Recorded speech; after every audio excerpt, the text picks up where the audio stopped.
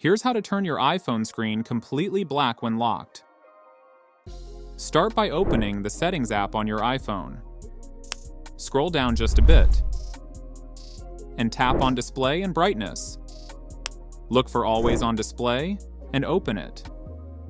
This feature is usually what causes your iPhone to keep showing the wallpaper and clock even after it's locked. You'll see an option called Show Wallpaper. Turn this option off.